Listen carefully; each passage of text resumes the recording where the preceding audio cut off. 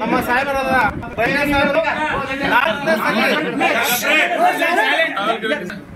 4 ಸರಿ MLA ಆಗಿದ್ದಾರೆ, ಸಾಹೇಬರು 2ನೇ ಸರಿ ಮಿನಿಸ್ಟರ್ ಆಗಿದ್ದಾರೆ.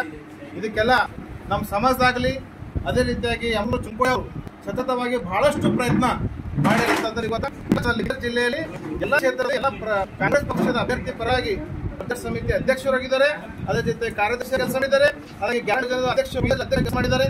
प्रति साल निस्वार्थ यारो कोई भी आज के डेट में एक करता है बोला तो हाई फाई कार में लॉर्ड नाच खाना के काम करने वाले अमृत चुमकोड़ साहब जो है सरल व्यक्ति है, उनके वजह से हम लोग पूरे लोग उनके अभिमानी हैं. इधर कोई तो बुलाया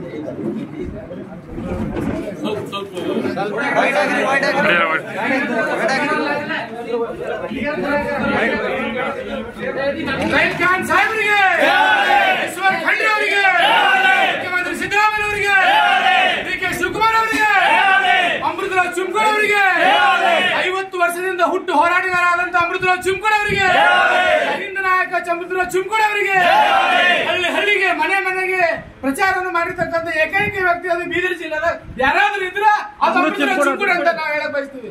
ಅಮೃತರಾವ್ ಚಿಮ್ಕೋಡ್ ಅವರಿಗೆ, ಶಿವಕುಮಾರ್ ಅವರಿಗೆ, ಮುಖ್ಯಮಂತ್ರಿ ಸಿದ್ದರಾಮಯ್ಯ